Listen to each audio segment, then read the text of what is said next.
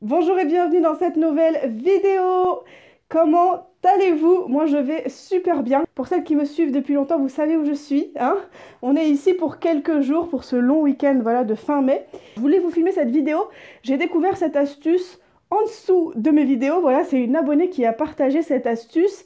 J'ai pu l'essayer, j'ai complètement apprécié. Merci beaucoup à toi. Gros bisous si tu passes par là. Parce que l'astuce est juste dingue. Elle fait gagner un temps fou pour comment décalquer son patron. Alors, que ce soit si vous allez décalquer un patron d'un magazine, voilà, comme j'ai fait dans la vidéo précédente du comment décalquer un patron, ou si vous faites vos propres patrons, votre propre patronage, vos propres traçages, il y aura toujours un moment où il faudra décalquer. Et nous, à l'école, on nous apprenait à décalquer à la roulette, sur du papier plus rigide que le papier de soie. Moi, je vous ai montré le papier de soie dans la vidéo précédente, mais cette astuce-là, eh bien, elle dépasse toutes les autres astuces, puisque c'est limite un calque que l'on va utiliser pour pouvoir décalquer nos patrons, donc c'est super. Donc voilà, merci d'avoir commenté ces astuces-là, et n'hésitez pas, si vous avez d'autres astuces que vous voulez que j'essaye, et vous donner mon avis objectif, bien sûr. Sur cette astuce-là, au début, j'avais trouvé un mauvais côté, je vous explique tout ça dans la vidéo.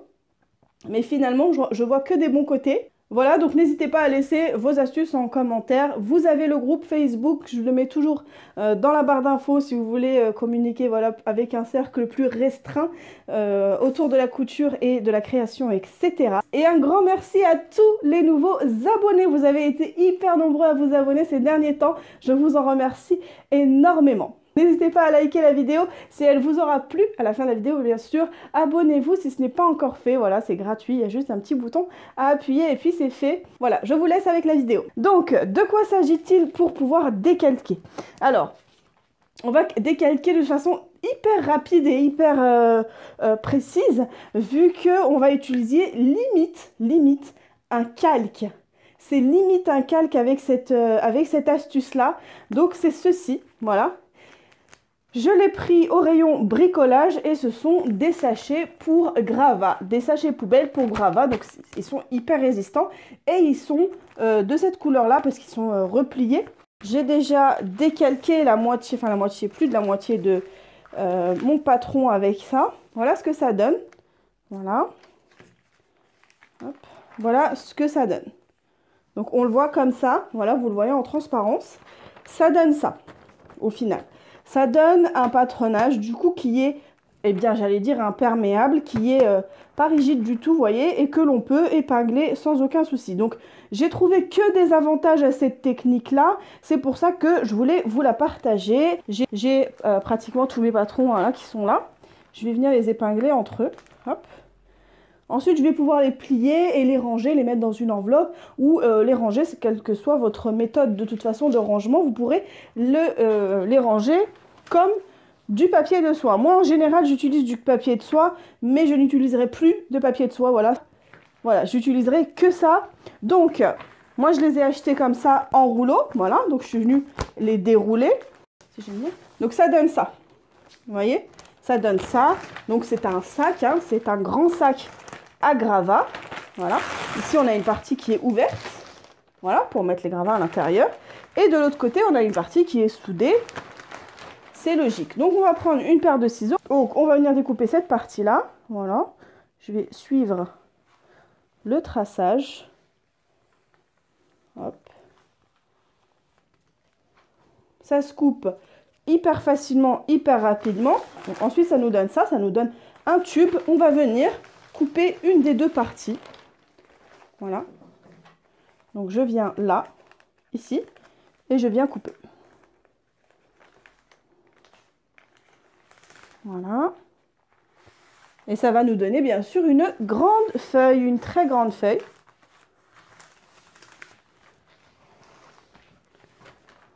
Voilà. Alors déjà comme ça c'est hyper transparent, mais quand je vais l'ouvrir ça va être encore plus. Voilà. Voilà la feuille que ça nous donne une feuille bien plus grande qu'une feuille de papier de soie que j'utilisais avant. Elle est même bien plus grande que la feuille de patronage que l'on a. Et puis on va venir décalquer tout simplement. Hop. Donc ici sur ce patron il me reste une pièce à décalquer. Je l'ai gardée pour la décalquer avec vous. Je viens la placer bien sûr en gaspillant le moins possible de bâche, parce que c'est une bâche, hein.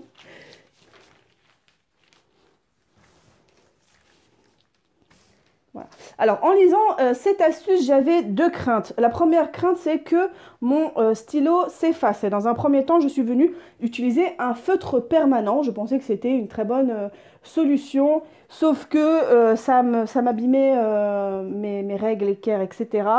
Voilà, ça marquait voilà, mon matériel de trace. Ensuite, je me suis dit, je vais essayer avec un stylo bille et ça marche très très bien, ça ne s'efface pas. Donc avec un stylo bille, c'est parfait. Épingler la bâche à mon patronage. C'est cette pièce-là que je vais venir décalquer. Donc je mets quelques épingles, hein, j'en mets pas énormément. Hop, voilà, et je vais mettre jusque-là.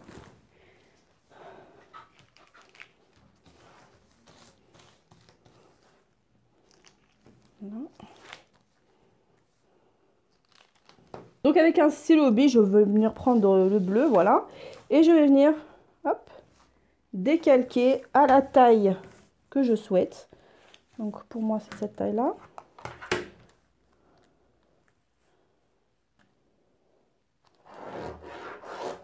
Et vous voyez, hop, ça ne s'efface pas. Donc c'est super.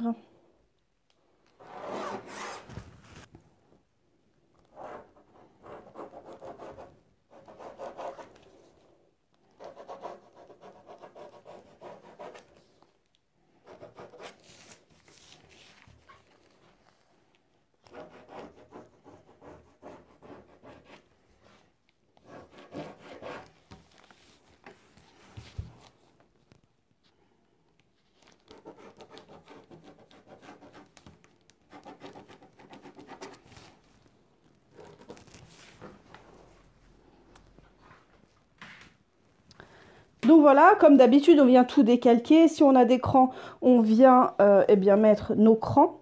Non, je suis même pas sûre que ce soit un cran, ça. Voilà, on vient écrire le numéro, enfin le nom de la pièce. Voilà, et puis si on a des repères, bien sûr, on vient, hop, voilà. Donc comme ce que j'ai fait ici, je suis venue reprendre le repère. Voilà la pièce que j'ai.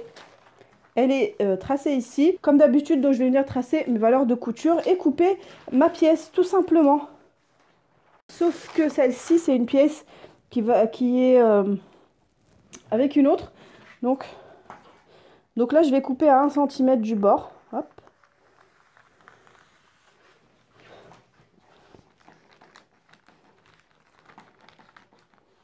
Voilà, ça glisse. Vous voyez? C'est hyper agréable.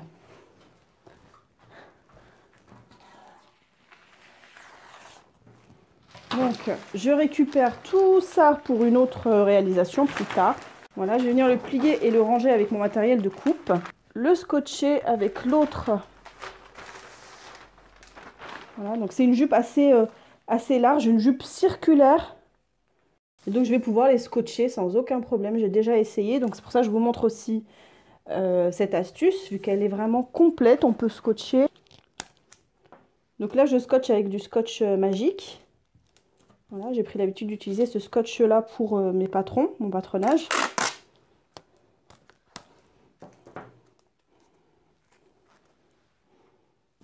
Voilà, donc c'était une pièce comme ça en deux parties.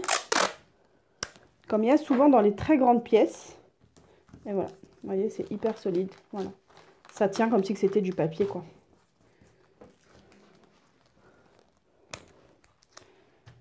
Voilà, c'est solide et ça va tenir. Voilà. Ok. Donc là, il ne me reste plus qu'à faire une vraie valeur de couture tout autour. Et puis, ça sera bon. Voilà, j'espère que cette astuce vous aura plu. En tout cas, moi, elle me fait gagner un temps fou et elle fait sauter aussi des barrières psychologiques, faut le dire. On a toujours des barrières psychologiques quand on se dit il faut que je décalque un patron et puis d'abord il faut que je fasse ci, puis je fasse ça. Et bien là, ça a fait sauter pas mal d'étapes parce que c'est facile, quoi, c'est facile, ça fait gagner un temps fou. Alors, likez la vidéo si elle vous a plu, abonnez-vous si ce n'est pas encore fait. Et puis pour ma part, je vous dis à très bientôt pour de nouvelles vidéos. À très vite.